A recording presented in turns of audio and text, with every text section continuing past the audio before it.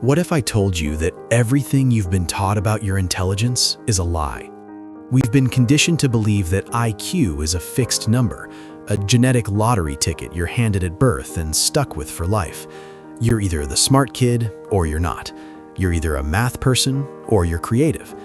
But what if your brain isn't a stone carving, but rather a piece of digital clay? What if the only thing standing between you and the cognitive elite, the Elon Musks, the Steve Jobs, the polymaths of the world, is not your DNA, but the outdated operating system you're running in your head? Today, we are going to delete that old software. We're going to dive into the cutting-edge science of neuroplasticity and the specific high-leverage habits that can literally physically reshape your brain. By the end of this video, you won't just think differently, you will have the blueprint to become a fundamentally more capable version of yourself. If you've ever felt like you're stuck or that your brain is constantly foggy, pay very close attention. The upgrade begins now. For decades, the scientific community believed the adult brain was static. They thought that once you hit 25, the cement dried. But then, a group of researchers in London decided to study taxi drivers. To earn their license, these drivers have to memorize the knowledge, a staggering map of 25,000 streets and thousands of landmarks. When scientists scanned their brains, they found something miraculous. The posterior hippocampus, the part of the brain responsible for spatial memory, had actually grown larger. The more years a driver spent on the road, the larger that brain structure became. This is neuroplasticity. Your brain is a muscle that physically expands and rewires itself based on how you use it. You are the architect of your own gray matter. But in a world of endless scrolling and instant AI answers, most of us are letting our mental muscles atrophy. We are living in a state of cognitive decay. To fix this, we need to start with the most difficult step, the input detox. Think about the first thing you do when you wake up. For 90% of you, the phone is in your hand before your eyes are even fully open. You are immediately drenching your brain in a flood of dopamine, news, emails, and opinions that aren't your own. This is passive learning, and it is killing your potential. When you consume information nonstop, you are effectively telling your brain that it doesn't need to generate its own thoughts. You are keeping your default mode network, the part of the brain responsible for creativity and big picture thinking, permanently switched off. To upgrade your brain, you must implement the 90-minute rule. For the first hour and a half of your day, zero input. No podcasts, no news, no social media. This boredom is actually a high-performance state. It allows your brain to process the information from the previous day and generate original ideas. This is where genius lives, in the quiet gaps between the noise. If you can't sit with your own thoughts for 90 minutes, you don't own your mind. Your phone does. Now, once you've cleared the noise, we have to talk about how you actually handle challenges. We live in the era of the instant answer. If you don't know a fact, you Google it. If you can't write an email, you ask ChatGPT. If you're stuck on a problem, you look for a tutorial. This feels efficient, but it is actually making you cognitively fragile. I call this the friction principle. Think about weightlifting. If you go to the gym and lift weights that are so light they require zero effort, your muscles won't grow. Your brain works the exact same way. Neural growth happens in the struggle. When you are frustrated, when you are staring at a problem and you feel that mental heat, that is the physical sound of your brain rewiring itself. Next time you're stuck, I want you to set a timer for 10 minutes. Do not look for the answer. Do not ask AI. Force your brain to sweat. Wrestle with the logic. Try 3 different ways to solve it, even if they fail. That 10 minutes of friction is worth more for your IQ than 10 hours of watching someone else explain the solution.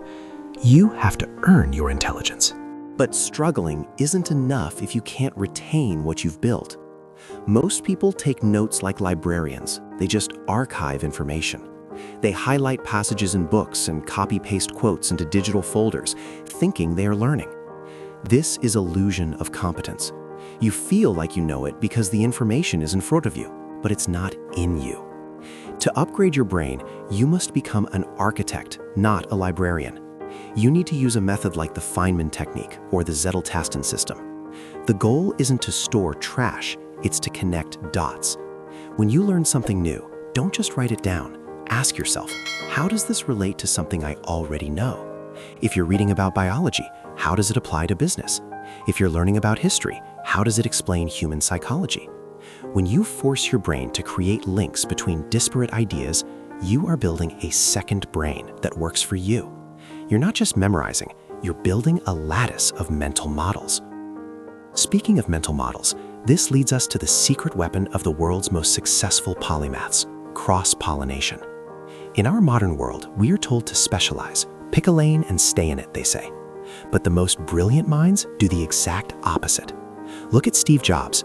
He famously dropped in on a calligraphy class in college. It seemed useless at the time. But years later, he used that knowledge of typography to design the beautiful fonts on the first Macintosh. Without that unrelated hobby, the digital world would look very different. The most powerful breakthroughs happen at the intersection of different fields.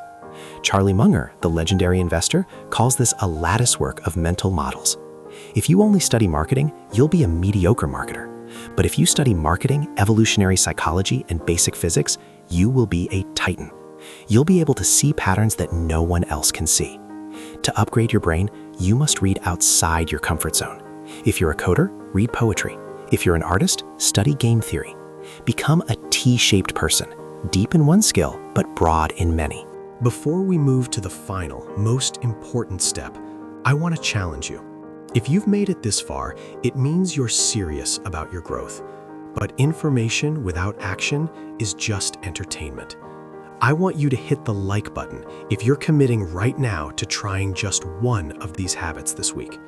And if you want to go deeper, I've put together a free PDF guide on the 5 mental models that will change your life, which you can find in the description. Now, let's talk about the biological foundation that makes all of this possible. You can have the best software in the world, but if the hardware is overheating and covered in dust, the system will crash. I am talking about sleep. For a long time, we viewed sleep as a passive state of rest. We were wrong. Sleep is a period of intense metabolic activity for the brain. There is something called the glymphatic system, essentially the brain's waste management team. While you are in deep sleep, your brain cells literally shrink to allow cerebrospinal fluid to wash through and power wash the metabolic toxins that build up during the day, specifically a protein called beta amyloid. If you don't sleep, these toxins stay there. This is why you feel brain fog after a late night. You are literally walking around with a dirty brain. Furthermore, sleep is when consolidation happens. Your brain takes everything you learned during the day and moves it from short-term RAM into long-term hard drive storage. If you study for 10 hours and then only sleep for 4, you are deleting 80% of your work. Sleep isn't a luxury, it's a cognitive performance enhancer. If you want to be smarter, stop sacrificing your sleep for more work. As we wrap this up, I want you to remember one thing. Genius is not a flash of lightning. It is a slow, compounding process. It's the result of choosing the difficult path over the easy one, day after day. It's the result of 90 minutes of silence instead of 90 minutes of scrolling. It's the result of 10 minutes of mental friction instead of 10 seconds of a Google search. It's the result of connecting 2 ideas that have never been connected before. You are currently running the most complex machine in the known universe between your ears. Stop treating it like a basic calculator. The IQ myth is dead. You are not stuck. You are a work in progress. You have the neuroplasticity of a London taxi driver, the mental models of a billionaire, and the biological janitor of a well-rested athlete, if you choose to use them. So here is your challenge for today. Don't just close this video and move to the next one. Pick one habit. Maybe it's the 90-minute input detox tomorrow morning. Maybe it's turning off your phone an hour before bed. Whatever it is, do it. Comment below with the one habit you're committing to starting today. Let's hold each other accountable. The world doesn't need more people who can recite facts. The world needs people who can think, people who can connect, and people who can evolve. Your brain is ready for the upgrade. The only question is, are you? Thank you for watching. If this resonating with you, subscribe and join our community of lifelong learners. I'll see you in the next video. But for now, go out there and start building a better brain, one habit at a time. one connection at a time. The 1% change starts now.